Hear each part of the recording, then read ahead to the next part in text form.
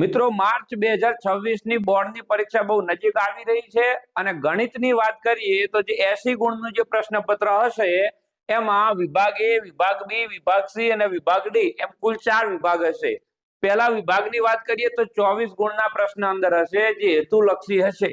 એમાં ખાલી જગ્યા, ખરા ખોટા હોઈ શકે, ઓપ્શન વાઇઝ પ્રશ્ન હોઈ શકે અથવા ટૂંકમાં જવાબ એટલે કે એક વાક્યમાં જે જવાબ આપો એ પ્રકારના પ્રશ્ન હશે। અહીંયા 24 જે પ્રશ્ન છે ફરજિયાત છે, તમારે લખવાના જ છે, એમાં અથવામાં કે એ રીતે કોઈ પ્રશ્ન છે નહીં, મતલબ તમારા 24 માંથી 24 પ્રશ્ન લખવાના થાય છે। હવે અહીંયા વાત કરીએ વિભાગ બી ની અંદર, તો વિભાગ બી માં કુલ 13 પ્રશ્ન આપેલા છે ને એમાંથી 9 લખવાના છે અને વિભાગ બી ના દરેક પ્રશ્ન 2 ગુણના છે એટલે કે 9 પ્રશ્ન લખો એટલે 9 પ્રશ્ન એટલે કે 18 ગુણનું આમાંથી પૂછાય છે, એટલે કુલ ગુણ છે 18 છે। એ જ રીતે વિભાગ સી ની વાત કરીએ તો 9 પ્રશ્નો આપેલા હશે, એમાંથી કોઈ પણ 6 લખવાના છે એટલે એ પણ કુલ 18 ગુણનો વિભાગ સી છે। અને વિભાગ ડી છે એમાં 8 પ્રશ્નથી કોઈ પણ 5 પ્રશ્ન લખવાના છે અને દરેક પ્રશ્ન 4 ગુણનો છે એટલે કુલ ગુણ થઈ જાય છે 20। એટલે એની કુલ વાત કરીએ તો વિભાગ એ જે છે એ 24 ગુણનો થાય છે અને બી, સી અને ડી 3 વિભાગ થઈ અને 85 ગુણનો થાય છે, એટલે કે કુલ 85 અને 24 એટલે કુલ પેપર આપણે 109 ગુણનું પેપર હશે અને 109 ગુણમાંથી આપણે 80 ગુણનું લખવાનું છે। મતલબ કે આ 85 માંથી 56 ગુણનું લખવાનું છે અને આ તો 24 માંથી 24 નું, એટલે મિત્રો 85 માંથી 56 ગુણ લાવવા બહુ ઈઝી છે, પણ આ 24 માંથી 24 લાવવા એમાં થોડી ઘણી વિદ્યાર્થીઓને તકલીફ પડે છે, એટલે કે અમુક પ્રશ્ન 1-2 પ્રશ્ન છૂટી જાય છે અથવા તો નથી આવડતા હોય। તો આજથી આપણે એવી શ્રેણી શરૂ કરીએ છીએ કે જેની અંદર હેતુલક્ષી આપણે સોલ્વ કરવાના છે। તો આજે આપણે પ્રશ્નપત્ર 1 એટલે કે સ્ટાન્ડર્ડ માટે ગણી લો, બેઝિક માટે ગણી લો, દરેકમાં ઉપયોગી છે એવું સ્ટાન્ડર્ડનું પેપર લીધું છે, પણ જરૂરી નથી કે એકલા સ્ટાન્ડર્ડ વાળા જ જોવે, બેઝિક વાળા માટે પણ ચાલે। એટલે હવેથી જેટલા પણ પેપર આવે છે દરેક પેપરમાં આપણે હેતુલક્ષી વિભાગ બી, સી, ડી બધું જ વારંવાર ગણાવવાનું છે અવારનવાર। તો આપણે શરૂઆત કરીએ છીએ પહેલા હેતુલક્ષીથી, એટલે કે વિભાગ એ ની વાત કરીએ અને પહેલો પ્રશ્ન આપણા ઉપર છે કે જો ગુસા અને કૌંસમાં આપ્યું છે 96 કે બરાબર 4 હોય અને લસા 96 અને કે નો 96 એટલે કે 9696 હોય તો કે બરાબર શું થાય, અને એના આપણે ઓપ્શન આપેલા છે આ 4, બરાબર છે। તો આ જે ઓપ્શન છે એમાંથી શું જવાબ આવશે, તો અહીંયા આપણે વાત કરીએ તો અહીંયા ગુસા અને લસા આપણને આપેલો છે। મિત્રો આપણે એક સૂત્ર ભણવામાં આવે છે કે ગુસા એ બી ગુણ્યા લસા એ બી બરાબર એ ગુણ્યા બી, એટલે કે એ અને બી શું છે, સંખ્યા છે, તો આ બંને સંખ્યાનો ગુસા, આ બંને સંખ્યાનો લસા, એ બંનેનો ગુણાકાર કરો તો એ બંને સંખ્યાના ગુણાકાર જેટલો થાય। અહીંયા કૌંસમાં આપણે 96 અને કે આપ્યા છે, એટલે કે એક સંખ્યા 96 છે અને બીજી સંખ્યા કે છે, એટલે આપણે એક સંખ્યા 96 લઈ લઈએ અને બીજી સંખ્યા કે લઈ લઈએ, બરાબર। હવે ગુસા કેટલો આપેલો છે 4 અને લસા કેટલો આપેલો છે 96 એટલે કે 9696। હવે જ્યારે મારે કે ની કિંમત શોધવી હોય તો આ 96 ક્યાં આવશે, છેદમાં, એટલે કે 4 ગુણ્યા 96 ભાગ્યા 96 બરાબર કે, એટલે અહીંયા કટ થઈ જાય, 96 ડાયરેક્ટ કરો, 96 એકા 96, 9 ભાગ નહીં ચાલે, પાછા 96 એટલે 96 એકા 96, 101 આવે અને 101 ગુણ્યા 4 એટલે ટોટલ જવાબ આવશે આપણો કે બરાબર 404, એટલે 404 ની વાત કરીએ એટલે જવાબ આવશે સી, બરાબર છે। ચાલો આ જ રીતે બીજા અવારનવાર, જરૂરી નહીં કે આ પ્રશ્ન પૂછાય, પણ આ પેટર્ન થી પ્રશ્ન પૂછાઈ શકે છે। અહીંયા આપણે અલગ અલગ પેટર્નના બધા જ પ્રશ્ન લીધા છે, વારંવાર અવારનવાર અલગ અલગ પદ્ધતિથી પ્રશ્ન પૂછાતા હોય છે। અહીંયા પ્રયત્ન કરીશું કે દરેક પદ્ધતિને આપણે આવરી લઈએ, બરાબર છે। ચલો પ્રશ્ન નંબર 2 ની વાત કરીએ કે દ્વિઘાત બહુપદી અહીંયા આપી છે, જુઓ આના શૂન્ય આલ્ફા અને બીટા હોય તો 1 ભાગ્યા આલ્ફા વત્તા 1 ભાગ્યા બીટા બરાબર ખાલી જગ્યા થાય, અને એના ઓપ્શન આપણને આપ્યા છે અહીંયા આ રહ્યા। તો આમાં જવાબ શું આવશે, મિત્રો બહુપદી પ્રકરણ ભણો એટલે એમાં સૌથી પહેલા આપણને ખબર છે કે દ્વિઘાત બહુપદીનું જે સ્વરૂપ છે એ વ્યવસ્થિત પ્રમાણિત સ્વરૂપમાં ફરેલો હોવું જોઈએ, એટલે કે અહીંયા આપણે જે આપ્યું છે 6x નો વર્ગ ઓછા 3 ઓછા 7x, આ 7x એ પહેલા હોવા જોઈએ, એટલે એને આપણે લખી દઈએ 6x નો વર્ગ ઓછા 7x અને આ 3 ને પાછળ લખી દઈએ, બરાબર છે। હવે અહીંયા જુઓ આ થઈ જાય છે a, આ થઈ જાય છે b અને આ થઈ જાય છે c। આપણો પ્રશ્ન માંગ્યો છે આપણે આ રહ્યું કયું, એટલે કે 1 ભાગ્યા આલ્ફા વત્તા 1 ભાગ્યા બીટા, બરાબર। એટલે ઘણા બધા શું કરતા હોય છે, આનો આખા ઉકેલ ગોતે, ઉકેલ શોધવા જવાની જરૂર નથી। અહીંયા જુઓ આ અપૂર્ણાંક હોય એટલે કે છેદ સરખા કરવા માટે આપણે ચોકડી ગુણાકાર કરી દઈએ, એટલે આ બે નો ગુણાકાર એટલે કે બીટા, આ બે નો ગુણાકાર એટલે આલ્ફા અને ભાગ્યા આ બંનેનો ગુણાકાર એટલે આલ્ફા ગુણ્યા બીટા। હવે આ આલ્ફા વત્તા બીટા નું સૂત્ર આપણે થાય છે કે માઇનસ b ભાગ્યા a અને આલ્ફા ગુણ્યા બીટા નું સૂત્ર થાય છે c ભાગ્યા a, એટલે a એ કટ થઈ જાય એટલે ટૂંકમાં આનું સૂત્ર આવશે માઇનસ b ભાગ્યા c। કાં તો તમે યાદ રાખી શકો કે જ્યારે પણ 1 ભાગ્યા આલ્ફા વત્તા 1 ભાગ્યા બીટા પૂછાય તો એનું સૂત્ર આ થાય, અને જો યાદ ના રહે તો આ રીતે ગણી શકાય। ના ખબર પડી હોય તો ફરીથી વિડીયો જોઈ લેજો, બરોબર છે। તો માઇનસ b ભાગ્યા c થાય, એટલે કે આ માઇનસ આ જે b છે, b ની કિંમત કેટલી છે જોવા રહ્યા -7, એટલે -7 અને ભાગ્યા c, c ની કિંમત છે -3, એટલે માઇનસ માઇનસ પ્લસ થઈ જશે એટલે 7 અને છેદમાં રહેશે -3 અને 3 આપણે ઉપર લખી દઈએ તો આપણો જવાબ આવશે a, બરાબર છે। તો આ રીતે અહીંયા આજે 1 ભાગ્યા આલ્ફા વત્તા 1 ભાગ્યા બીટા પૂછ્યું છે એની જગ્યાએ આલ્ફા વત્તા બીટા પૂછી શકે, આલ્ફા નો વર્ગ વત્તા બીટા નો વર્ગ આ રીતના પણ પૂછી શકે, અલગ અલગ પ્રશ્ન પૂછી શકે છે, બરાબર। આલ્ફા ગુણ્યા બીટા પૂછી શકે, તો આ તો સીધે સીધું સૂત્ર છે શું છે કે આલ્ફા વત્તા બીટા બરાબર માઇનસ b ભાગ્યા a અને આલ્ફા ગુણ્યા બીટા બરાબર સૂત્ર છે c ભાગ્યા a, બરાબર। ચલો આગળ ત્રીજો પ્રશ્ન, 27x પ્લસ 63y બરાબર 45 અને 63x વત્તા 27y બરાબર 135 હોય તો x પ્લસ y શોધો। અહીંયા x માઇનસ y પણ પૂછી શકે છે, બરાબર છે, અને આ પણ ઓપ્શન છે, એટલે આના જે જવાબ છે ઓપ્શનમાં એ આપણને અહીંયા આપેલા છે આ 4 ઓપ્શન, બરાબર છે। તો અહીંયા મિત્રો ખાસ ધ્યાન રાખવાનું છે કે જ્યારે આપણને x વત્તા y અથવા x માઇનસ y પૂછાય ત્યારે શું કરવું। તો પહેલા આપણે આપણા પ્રશ્ન ઉપર ધ્યાન આપીએ કે x વત્તા y માં, એટલે અહીંયા આ જે છે એમાં એક નિયમ રાખજો બંને માટે, x પ્લસ y કે x માઇનસ y જે બે પૂછાય એટલે x ની કિંમત છે એમાં આમાં મોટી છે કે આમાં, તો કે આમાં, તો એ સમીકરણ પહેલા લખીએ આપણે, એટલે કે 63x વત્તા 27y બરાબર 135। બીજું સમીકરણ આ નીચે લખી દો, 27x પ્લસ 63y બરાબર 45, બરાબર છે। આમાં શું ધ્યાન રાખવાનું છે, જુઓ અહીંયા 63 છે અહીંયા છે અને અહીંયા જે 27 છે અહીંયા છે, મતલબ અહીંયા પણ 63 27 અહીંયા પણ 63 27, બે નો સરવાળો સેમ થાય ને બે કોમન નીકળી જશે, એટલે આમાં જો અહીંયા આપણે સરવાળો પૂછેલો છે તો આપણે સરવાળો કરીશું, એટલે બંનેનો સરવાળો 7 ને 3 10 વધી એટલે કે 90x, એ જ રીતે આનો સરવાળો થઈ જાય 90y બરાબર, આનો સરવાળો થઈ જશે 180। હવે આ બંનેમાંથી કોમન નીકળી જાય, જુઓ શું 90, એટલે 90 હું કોમન કાઢી દઉં એટલે x વત્તા y બરાબર 180 અને x વત્તા y બરાબર જે 180 છે આ 90 ભાગાકારમાં આવતા રહે એટલે 90 દુ 180, તો કે x વત્તા y બરાબર કેટલા મળે છે 2, એટલે કે સી જવાબ આવે। હવે માની લો તો માઇનસ પૂછ્યું હોય તો આપણે આનું માઇનસ કરીશું, 63 માંથી 27 કાઢો એટલે કે 10 ને 3 13, 13 માંથી 7 જાય તો 6, અહીંયા રહેશે 5, 5 માંથી 2 જાય તો 3, એ જ રીતે 27 માંથી 63 જાય તો કે -36, કેટલા વધે આ 36x અને -36y, અને 135 માંથી 45 કાઢો તો કેટલા થઈ જાય, 5 માંથી 5 જાય તો 0, 3 માં 4 નહીં જાય, 10 ને 3 13, 13 માંથી 4 જાય તો 9 અને 0, આ રીતે। તો આમાંથી 36 36 કોમન કાઢી દો અને પછી એને ભાગાકારમાં લઈ દો, મતલબ ટૂંકમાં જો તમને અહીંયા પ્લસ પૂછે છે તો અહીંયા બંનેનો પ્લસ કરીને લખવાનું, પછી કોમન કાઢવાનું, અને જો માઇનસ પૂછે છે તો તમે આ બંનેનું માઇનસ કરો. ખાલી યાદ એટલું રાખવાનું કે પહેલા મોટું પદ લખવાનું દરેક કોઈ પણ દાખલામાં. બરાબર છે? ચલો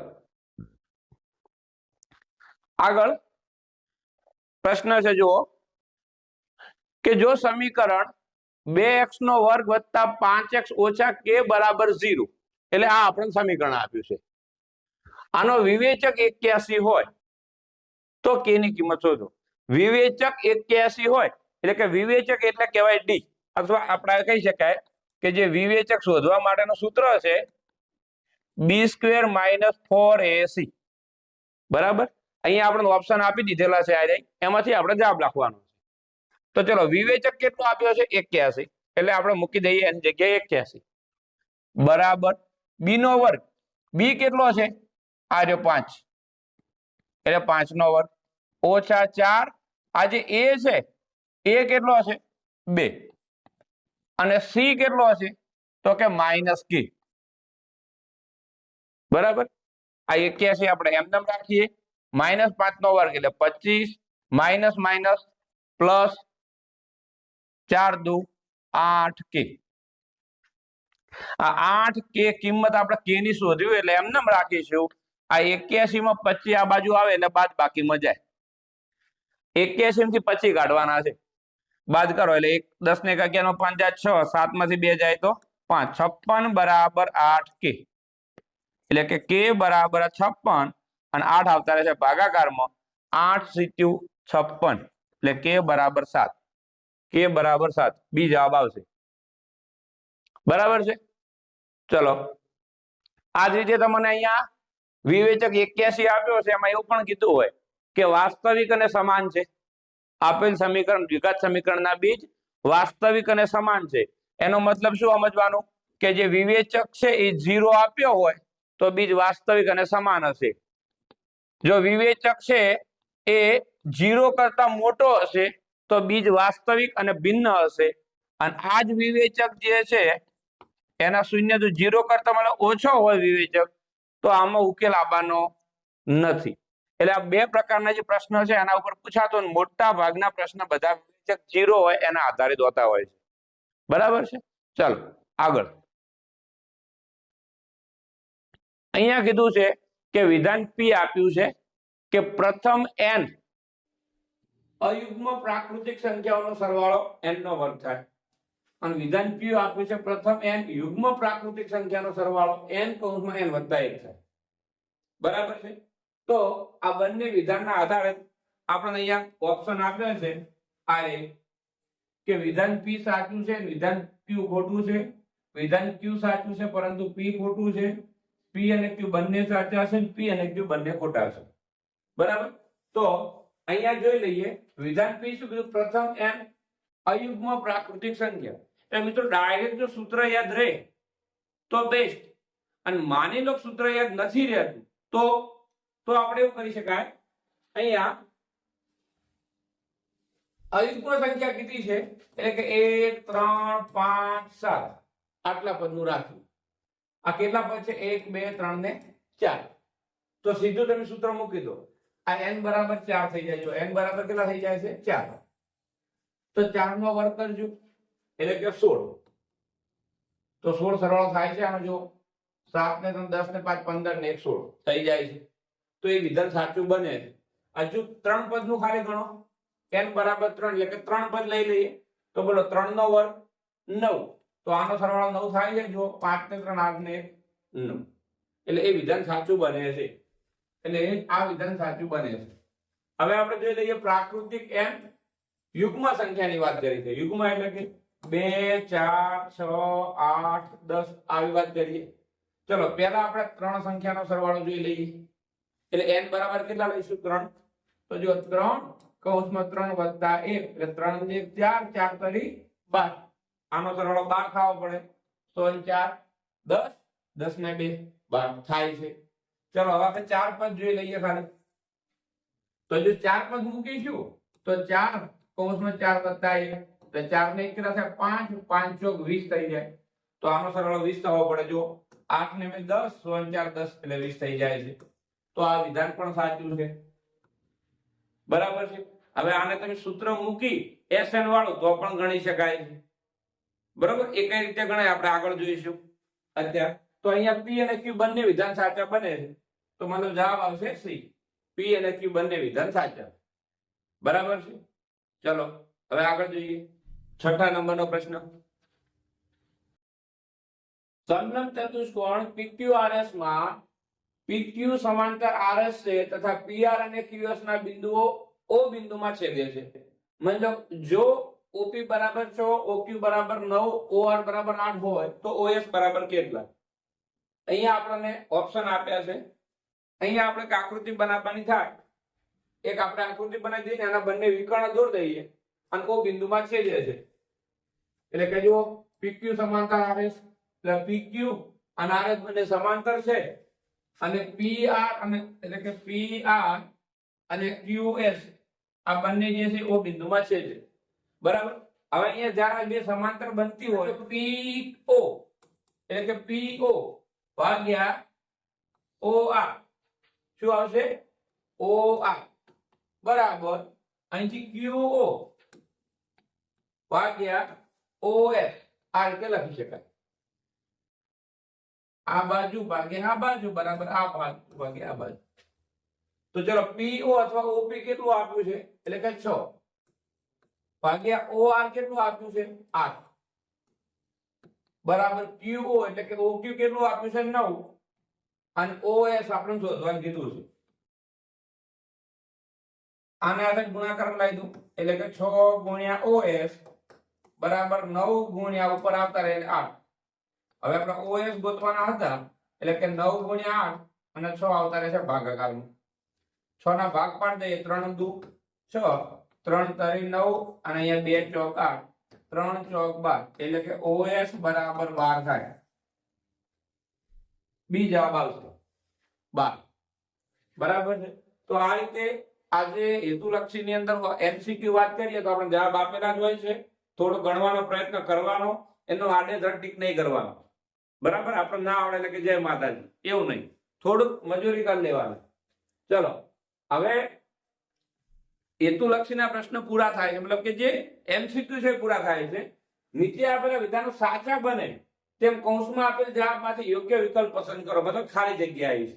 તો હવે આપણને પ્રશ્ન ખાલી જગ્યા આપે કૌંસમાં 3 જવાબ આપે છે. આપણે 3 નીચે લખી દઈએ, બાકી તમને કૌંસમાં આપશે. બરાબર છે.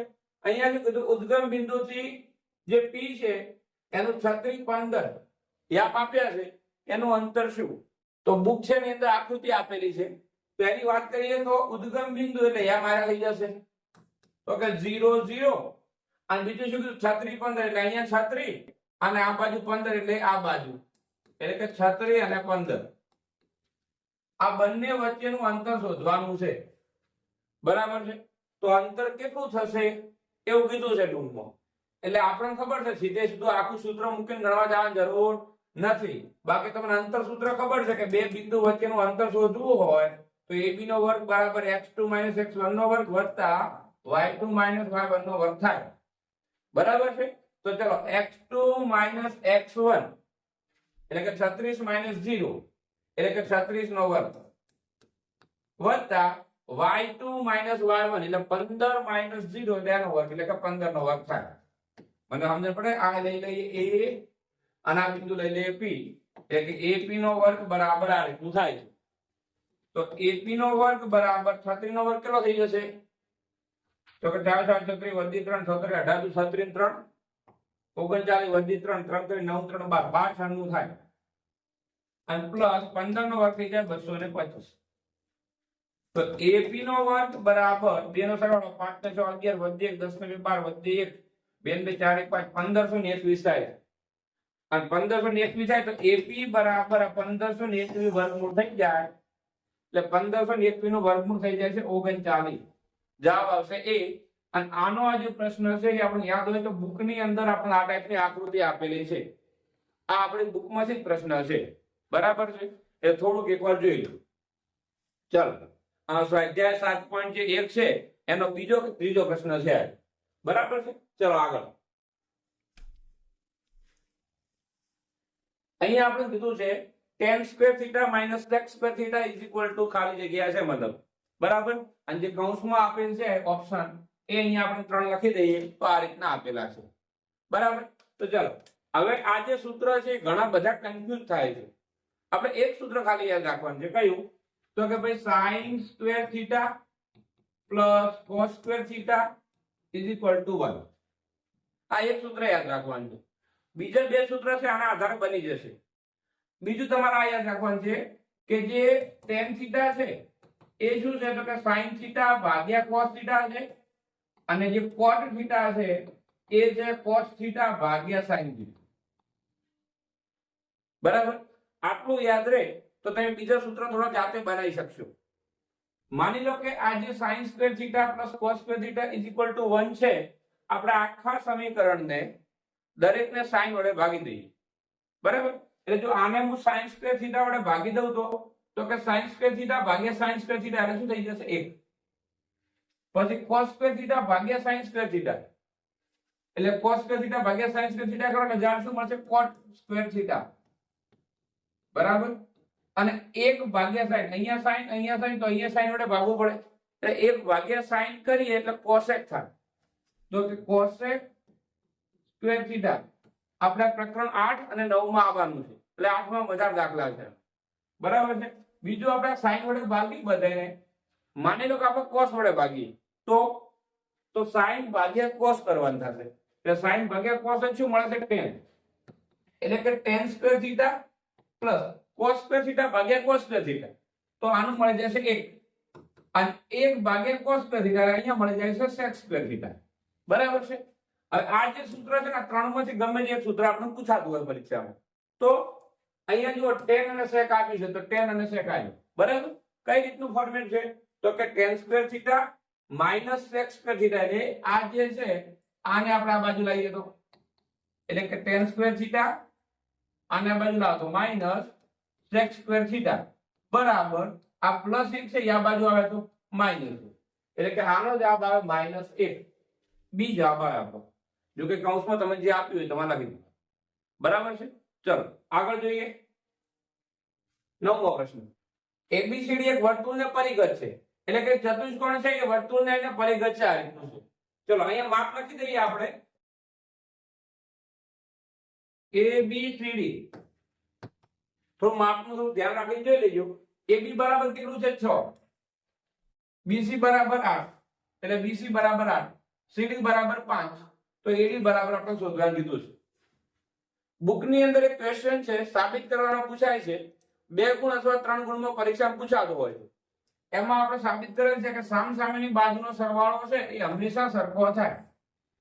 એટલે આવા જ્યારે પણ પ્રશ્ન પૂછાય એટલે કન્ફ્યુઝ થયા વગર અહીંયા શું લખી દેવાનું, સામે બે બાજુનો સરવાળો શું થઈ જાય જુઓ, એટલે કે AB + CD બરાબર આ બે બાજુ લઈ લો એટલે શું આવશે કે BC + AD, બરાબર છે. આ બે બાજુનો સરવાળો બરાબર આ બે બાજુનો સરવાળો થાય. તો અહીંયા AB બરાબર કેટલા છે 6 અને CD બરાબર કેટલા છે 5, બરાબર. BC કેટલા છે 8 અને AD તમારે શોધવાનું છે. તો 6 ને 5 કેટલા થઈ જાય 11, 8 આ બાજુ આ તો બાદબાકીમાં બરાબર AD, 11 માંથી 8 જાય તો 3 બરાબર AD, એટલે આપણો જવાબ આવશે 3 A, બરાબર. આ રીતના પ્રશ્ન પૂછાય છે. માપ થોડુંક અદલા બદલી કરી શકાય છે. ચલો 10મો પ્રશ્ન. એક ઘડિયાળના મિનિટ કાંટાની લંબાઈ 14 સેમી છે. અહીંયા ધ્યાન આપજો ખાસ, ઘણી વખત પૂછાય છે, થોડું કન્ફ્યુઝ થઈ જવાય છે. આપણે થોડુંક એનિમેશન આપ્યું છે જુઓ. એક ઘડિયાળના મિનિટ કાંટાની લંબાઈ 14 સેમી છે. મિનિટ કાંટો 5 મિનિટમાં ખાલી જગ્યા સેન્ટીમીટર નો વર્ગ ક્ષેત્રફળ ઘડિયાળના ચંદા પર આંતરે છે. અને અહીંયા ઓપ્શન આપ્યા છે આ, બરાબર. હવે ધ્યાન આપજો ખાસ. માની લો કે આપણી જોડે ઘડિયાળ છે, બરાબર, એ આ ટાઈપની. હવે જો અહીંયા ઘડિયાળમાં જોઈએ તો કુલ કાંટામાં કેટલા નંબર આપેલા હોય છે આપણને 12. તો 12 ના જો ભાગ પાડીએ તો કેટલા પડશે તો કે આ રીતના 12 એટલે કે 1 2 3 4 એમ 12 ભાગ પડશે. હવે દરેક ભાગનો ખૂણો કેટલાનો હશે તો કે થીટા શોધવો હોય તો કે કુલ 360 નો છે, એના 12 ભાગ પાડે તો થીટા બરાબર 30 મળે. કેટલો મળશે 30. એટલે કે આ ભાગ 30 આ ભાગ 30 બધા દરેક ભાગ છે 30 મળશે બરાબર અહીંયા આપણે કીધું છે મિનિટ કાંટાનો અને 5 મિનિટ એટલે કે મિનિટ કાંટો 4 ઉપર છે ત્યાંથી 5 ઉપર આવે એટલે 5 મિનિટનો ભાગ થયો તો આ જે ક્ષેત્રફળ મળે છે એ કેટલું રંગ છે મતલબ કેટલો એરિયા છે શોધવાનું કીધું છે બરાબર તો જ્યારે આપણે દાખલો ગણવો હોય તો આપણને ખબર છે કે લઘુ વૃત્તાંશ બને છે શું બને છે આજે લઘુ વૃત્તાંશ તો લઘુ વૃત્તાંશનું ક્ષેત્રફળ બરાબર પાઈ આર સ્ક્વેર થીટા ભાગ્યા 360 આ આપણું સૂત્ર છે પાઈ ની કિંમત મૂકી દો 22 ભાગ્યા 7 આર નો વર્ગ આર કેટલો આપ્યો છે અહીંયા આની લંબાઈ આ જે કાંટો છે એની લંબાઈ આપી છે 14 સેમી જુઓ એટલે કે 14 ગુણ્યા 14 ગુણ્યા થીટા કેટલો છે 30 ભાગ્યા 360 બરાબર છે તો 7 દુ 14 12 તારીખ 36 થઈ જાય અહીંયા 2 છંગ 12 એટલે 2 2 કટ થઈ જાય હજુ શું થઈ જાય તો 2 તારીખ 6 એટલે 2 ઉડાડી દઈએ તો અહીંયા 11 થઈ જશે નીચે 3 વધે છે અને 14 ગુણ્યા 11 એટલે કે આ ઉપર 154 તો 154 ભાગ્યા 3 જવાબ આવશે બી બરાબર છે ચલો આગળ બે ગોળકની સપાટીના ક્ષેત્રફળનો ગુણોત્તર આપ્યો છે 1:2 તો તેમના ઘનફળનો ગુણોત્તર ખાલી જગ્યા થાય ઓપ્શન આપણને આપેલા છે અહીંયા બે ગોળકની વાત કરી છે બરોબર એક નાનો છે એક મોટો છે બંનેની જે વક્ર સપાટી છે વક્ર સપાટી એટલે આજુબાજુ વાળો ભાગ અને વક્ર સપાટીનું ક્ષેત્રફળ થાય છે 4 પાઈ આર સ્ક્વેર બરાબર છે માની લો કે આ નાનું છે એનું આપણે r1 રાખી દઈએ મોટો છે અને r2 રાખી દઈએ ત્રિજ્યા બંને અલગ થાય ગુણોત્તર એટલે કઈ તો જો 4 પાઈ r1 સ્ક્વેર ભાગ્યા 4 પાઈ r2 સ્ક્વેર આ ગુણોત્તર એટલે બેનો ભાગાકાર આ રીતે લખી શકાય ક્ષેત્રફળ કીધું છે એટલે અહીંયા 4 પાઈ કટ થઈ જશે એટલે કે r1 નો વર્ગ ભાગ્યા r2 નો વર્ગ બરાબર કેટલો આવ્યો છે 1:2 એટલે અહીંયા લખી શકાય 1:2 તો આના ઉપર તમને ત્રિજ્યા મળી જાય અહીંયા r નો વર્ગ આવ્યો છે એટલે r1 બરાબર સામે વર્ગમૂળ થાય અને નીચે જે r2 છે એનું નીચે વર્ગમૂળ થઈ જાય એટલે ઉપર 1 નું વર્ગમૂળ કેટલું થઈ જાય 1 એટલે r1 મળી જાય છે 1 અને જે r2 મળે છે વર્ગમૂળ 2 મળે છે બરાબર છે અને પછી કીધું તેમના ઘનફળનો ગુણોત્તર તો પાછો ઘનફળનો ગુણોત્તર શોધવો હોય એટલે કે 4 ભાગ્યા 3 પાઈ r1 નો ઘન ભાગ્યા 4 ભાગ્યા 3 પાઈ r2 નો ઘન ઘનફળનું સૂત્ર થઈ જાય છે 4 ભાગ્યા 3 પાઈ r નો ઘન તો આનું ઘનફળ ભાગ્યા આનું ઘનફળ સૂત્ર તો બેનું એક જ રહેશે ખાલી ત્રિજ્યા બદલાય એટલે અહીંયા જો આ જે કટ થઈ જાય તો હવે r1 નો ઘન એટલે કે જે 1 છે એનો ઘન કરી દો અને છેદમાં વર્ગમૂળ 2 છે એનો ઘન કરી દો એટલે કે 1 નો ઘન 1 જ થશે અને વર્ગમૂળ 2 નો ઘન એટલે કે વર્ગમૂળ 2 ગુણ્યા વર્ગમૂળ 2 ગુણ્યા વર્ગમૂળ 2 તો વર્ગમૂળ 2 ગુણ્યા વર્ગમૂળ 2 એટલે 2 અને જોડે આ લાગી જશે એટલે 2 વર્ગમૂળ 2 બરોબર તો ઓપ્શન શું છે આવજો 1:2 વર્ગમૂળ 2 આવ્યું બી તો જવાબ આવશે આપણો બી ચલો આગળ હા z - m બરાબર ખાલી જગ્યા ગુણ્યા m - x બાર એટલે કે આ છે બહુલક મધ્યસ્થ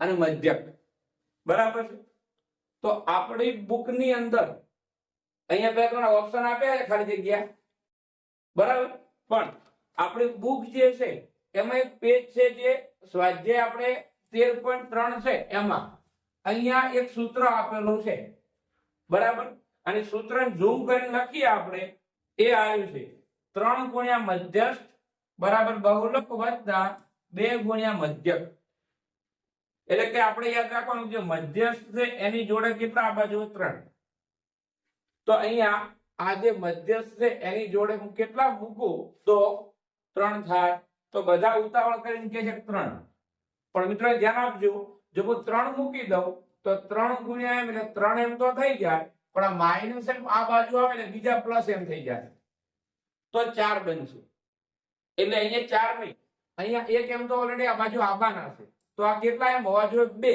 અને 2 હોવા જોઈએ એટલે કે અહીંયા 2 હોય તો સૂત્ર રેડી થઈ જાય આપણે ચેક કરી લઈએ z માઇનસ m બરાબર ખાલી જગ્યા m માઇનસ x બાર છે.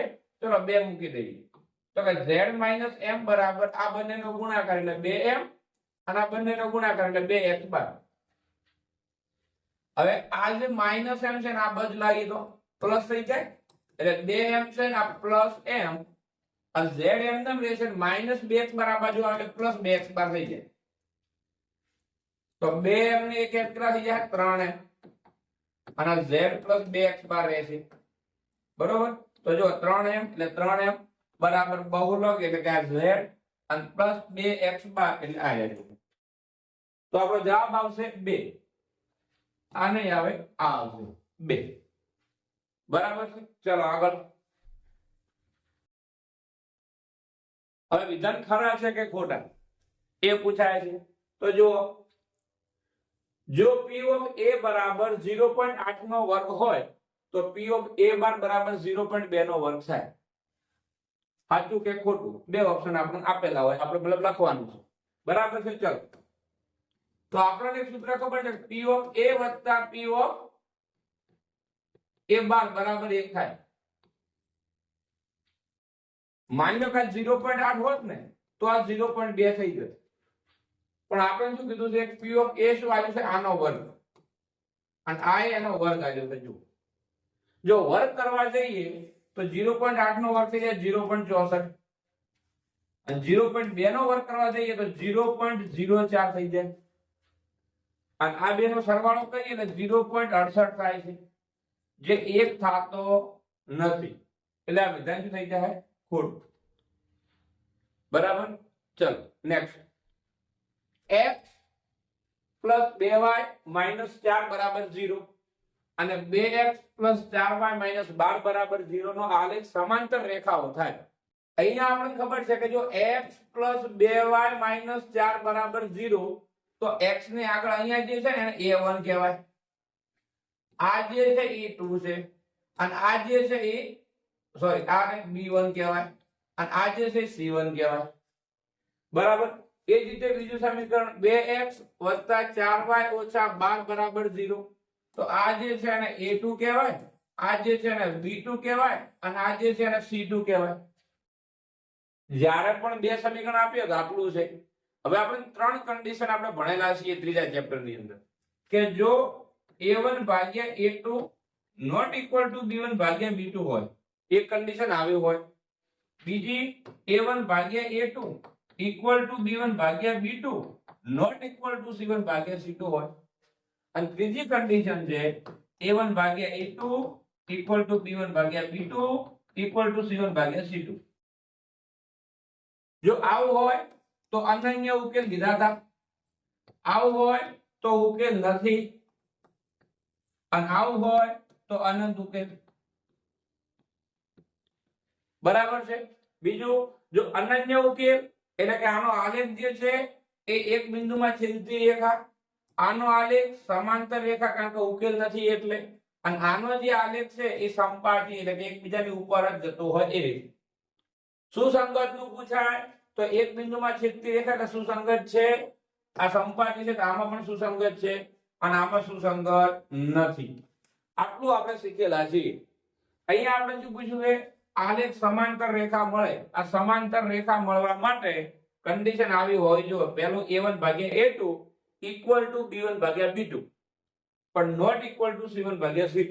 તો અહીંયા આપણે a1 ભાગ્યા a2 જોઈ લઈએ એટલે કે 1 ભાગ્યા 2 બને છે, b1 ભાગ્યા b2 જોઈ લઈએ તો કે 2 ભાગ્યા 4 એટલે ઉડી જઈએ એટલે 1 ભાગ્યા 2 બની જાય કટ કરીએ તો. અને અહીંયા જુઓ -4 ભાગ્યા -12 તો માઇનસ માઇનસ કટ થઈ જાય અને 4 તરી 12 એટલે કે 1/3 અને અહીંયા વધે 1/3 એટલે આ તો સરખું થાય છે પણ આ સરખું થતું નથી એટલે બને છે રેડ એટલે કે આ વિધાન સાચું છે બરાબર છે. આવું બધું લોજિક લગાવીને ગણવું પડે. અહીંયા મિત્રો આપણે આખા ટોપિક ની ચર્ચા કરીએ છીએ તો થોડીક વાર લાગે છે, બાકી પ્રેક્ટિસ હોય તો તરત જવાબ આપી શકાય છે. ચલો આગળ 15મો પ્રશ્ન. અહીંયા કીધું છે x નો વર્ગ વત્તા 3x વત્તા 1 બરાબર x ઓછા 2 ના કૌંસની બહાર વર્ગ છે, દ્વિઘાત સમીકરણ છે અને પ્રશ્ન પૂછાય સાચું ખોટું. તો અહીંયા જો x નો વર્ગ વત્તા 3x વત્તા 1 એટલે આનું તો કઈ થશે નહીં, પણ આ x - 2 નો જે વર્ગ છે એનો આપણે વિસ્તરણ કરવું પડે, નિત્યસમ લાગવું પડે, કારણ કે બે સંખ્યાઓ તો બાદબાકી થઈ જશે. બરાબર છે. અહીંયા જો x નો વર્ગ વત્તા 3x વત્તા 1 બરાબર અહીંયા વિસ્તરણ થશે. તો જ્યારે પણ કૌંસમાં બે સંખ્યા આપી હોય અને એનો વર્ગ હોય એટલે પહેલું થઈ જશે પહેલા પદનો વર્ગ ઓછા માઈનસ એટલે માઈનસ 2 ગુણ્યા પહેલું પદ ગુણ્યા બીજું પદ અને વત્તા બીજા પદનો વર્ગ. તો અહીંયા ગણીએ તો કે x નો વર્ગ વત્તા 3x વત્તા 1 બરાબર x નો વર્ગ ઓછા આ બેનો ગુણાકાર એટલે 4x વત્તા 2 નો વર્ગ છે. અહીંયા x નો વર્ગ શું થઈ જશે કટ. કેમ? કારણ કે આ બાજુ આવે તો માઈનસ થાય ને x નો વર્ગ માઈનસ x નો વર્ગ એટલે 0. તો હવે વધે છે 3x, અહીંયા વધે છે 4x, મતલબ બે ઘાત આવતી નથી ક્યાંય, અને અહીંયા આપણે કીધું છે દ્વિઘાત સમીકરણ છે એટલે આ બનતું નથી, એટલે આ સમીકરણ છે એવું કીધું છે, દ્વિઘાત છે નહીં એટલે ખોટું. બરાબર. ચલો આગળ જોઈ લઈએ. બિંદુ 3 અને -4 નું y અક્ષ થી લંબ અંતર 3 છે, એટલે અહીંયા આના આપણે સાચું ખોટાનું પૂછવું છે. બરાબર. તો 3 - 4 તો 3 અને -4 એટલે આ બિંદુ થાય. આ આપણું મેઇન છે x અક્ષ અને આ આપણો છે y અક્ષ. હવે હંમેશા આ પોઈન્ટમાં યાદ રાખજો, આપણે ચેપ્ટરમાં આવું ક્યાંય નથી ભણ્યા, ધ્યાન આપજો. 3 અને -4 કીધું છે એટલે 3 ને -4 કઈ જગ્યાએથી કીધું? y અક્ષથી, એટલે y અક્ષ આવી છે. જો તો અહીંથી 1 2 ને 3 કેટલું અંતર છે? 3. એટલે હંમેશા યાદ રાખવાનું જો y અક્ષ કીધો છે તો તમારે x નું માપ જોવાનું. જો તમારે x અક્ષ કહી દે છે x અક્ષ થી લંબ અંતર તો આપણે y નું માપ જોઈશે, અને અંતર ક્યારે ઋણમાં હોય નહીં. એટલે અહીંયા ભલે ઋણમાં આપેલું આપણો જવાબ પ્લસ જ હશે, ધનમાં હશે. બરોબર. એટલે અહીંયા માપ કેટલું આવશે? 3. તો કે 3 છે તો વિધાન આવશે સાચું. બરાબર. ચલો આગળ. નીચેના પ્રશ્નના એક વાક્યમાં કે એક શબ્દમાં જવાબ આપવાનો છે. ચલો. નળાકારની વક્ર સપાટીનું ક્ષેત્રફળ બરાબર 1/3 નળાકારની કુલ વક્ર સપાટીનું ક્ષેત્રફળ હોય તો તેની ઊંચાઈ અને ત્રિજ્યા વચ્ચેનો સંબંધ જણાવો. આપણી પાસે બે નળાકાર છે, અહીંયા જે છે ખુલ્લું છે બંને બાજુથી, અને અહીંયા છે બંને બાજુથી બંધ છે.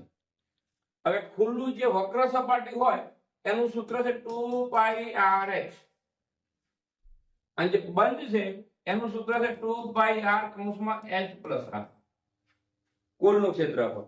પણ આપણે કીધું છે કે નળાકારની વક્ર સપાટીનું ક્ષેત્રફળ એટલે આ જે છે એ આના 1/3 ભાગનું છે એવું કીધું છે આપણે. બરાબર છે. તો હવે સંબંધ ચકાસવાનો કીધો છે. ભાગાકારમાં છે આ બાજુ આવે તો ગુણાકારમાં, તો 3 દુ 6πrh બરાબર 2πr કૌંસમાં h પ્લસ r. તો અહીંયાથી જો આ કે આખું આ બાજુ નીચે છેદમાં લાવી દો એટલે કે 6πrh ભાગ્યા 2πr બરાબર અહીંયા વચ્ચે h પ્લસ r. એટલે અહીંયા r કટ થઈ જશે, પાઈ કટ થઈ જશે, 2 તરી 6 વધે છે શું? 3h બરાબર h પ્લસ r. h ને બાદબાકી લઈ દો એટલે 3h ઓછા h બરાબર r, એટલે કે 2h બરાબર r. તો h બરાબર r ભાગ્યા 2. એટલે કેવાનો h કેટલો હશે? h કેટલો હશે? તો કે r નો અડધો, ત્રિજ્યાના અડધો હોય તો આ કન્ડિશન બને. બરાબર છે. આકૃતિ તમે સમજવા માટે લીધી છે, આકૃતિ થોડું બદલાઈ ગયેલી હશે. બરાબર. ચલો અહીંયા પ્રશ્ન પૂરો થાય છે. આગળ z પ્લસ m બરાબર 40 હોય અને z માઇનસ m બરાબર 4 હોય તો મધ્યક શોધો. એટલે આ પ્રશ્ન પાછો આ આંકડાશાસ્ત્રનો, હમણાં આપણે વાત કરીએ સૂત્રનો. બરાબર. સૂત્ર જે આપણું છે આપણને સૂત્ર હમણાં ભણ્યા કયું? 3m બરાબર z પ્લસ 2x બાર. બરાબર છે. તો પેલું આના ઉપરથી મધ્યસ્થ બહુલક અને મધ્યક આ ત્રણ આપેલું હોય આ ત્રણમાંથી ગમે તે બે વસ્તુ આપણને આપેલી હોય તો આપણે ત્રીજી વસ્તુ શોધી શકીએ. બરાબર, અહીંયા આપણે કઈ નથી આપ્યું, આ સમીકરણ આપ્યા છે બે, તો બંને સમીકરણ ઉપરથી આપણે કિંમત મળે લોપની રીતે. z પ્લસ m બરાબર 40, z માઇનસ m બરાબર 4. લોપની રીત અથવા આદેશની રીત ચાલે, પણ લોપની રીત વધારે ઈઝી રહે. અહીંયા જો આ m સીધો કટ થઈ ગયો, કારણ કે પ્લસ માઇનસ માઇનસ. અહીંયા બંને આગળ પ્લસ ની નિશાની છે, એટલે કે બે વખત z બરાબર થઈ જશે 44, એટલે z બરાબર 44 ભાગ્યા 2, એટલે કે z બરાબર 22.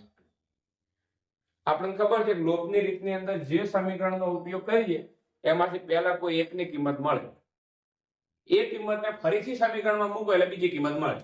તો અહીંયા આપણે જોઈ લઈએ કે z પ્લસ m બરાબર જે 40 છે એમાં z ની કિંમત મૂકી દઈએ 22 પ્લસ m બરાબર 40, અને m બરાબર 40, 22 ને બાદ બાકી લઈ દો એટલે m બરાબર 40 માંથી 22 જાય એટલે કેટલા વધે 18. એટલે z મળી ગયો અને m મળી ગયો.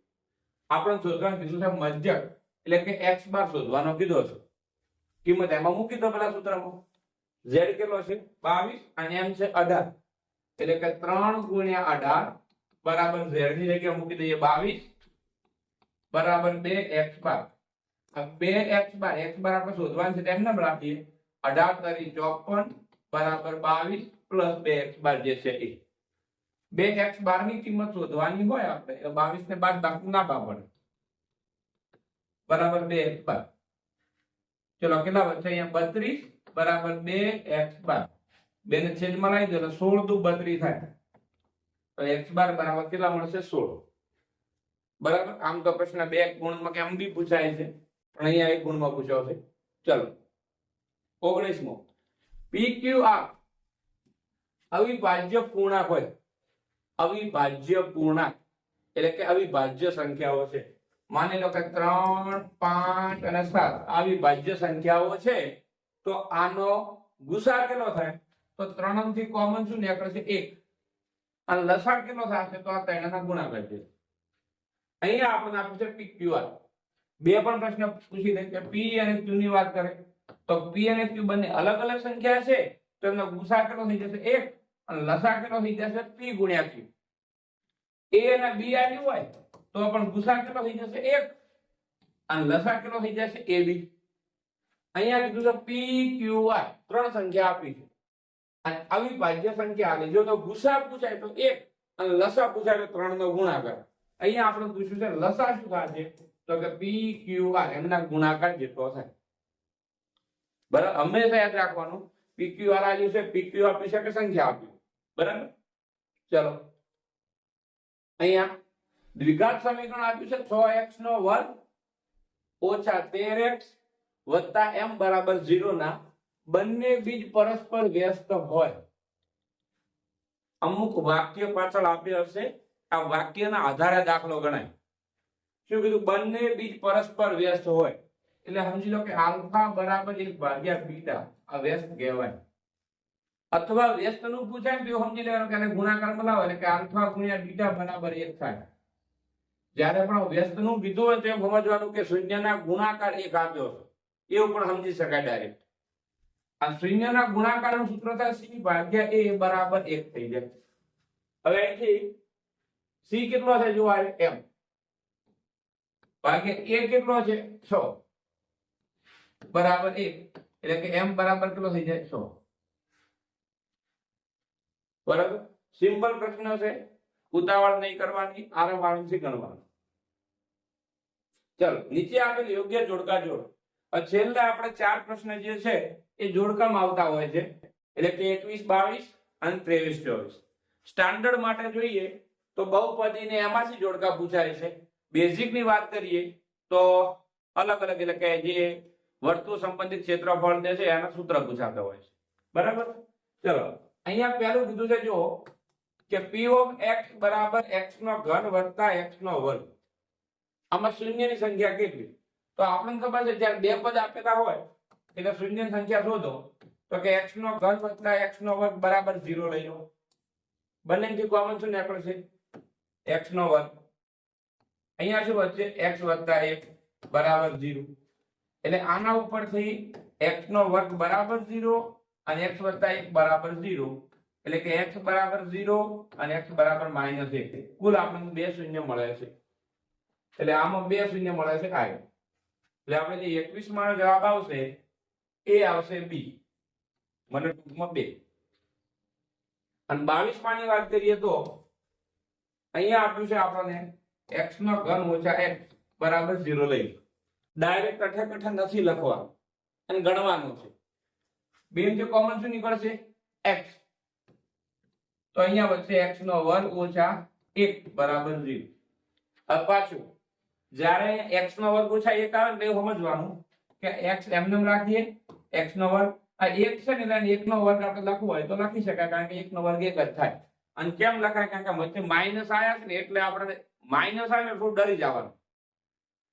હજુ x હવે અહીંયા શું કહેવાશે a નો વર્ગ ઓછા b નો વર્ગ, એક નિત્યસમ આવતો આપણે a નો વર્ગ ઓછા b નો વર્ગ હોય ને એટલે કે a વત્તા b થાય અને a ઓછા b થાય, તો અહીંયા a વર્ગ થાય છે એટલે a નો વર્ગ ઓછા b નો વર્ગ, એટલે અહીંયા થઈ જાય a વત્તા b અને a ઓછા b, આ રીતે થઈ શકે.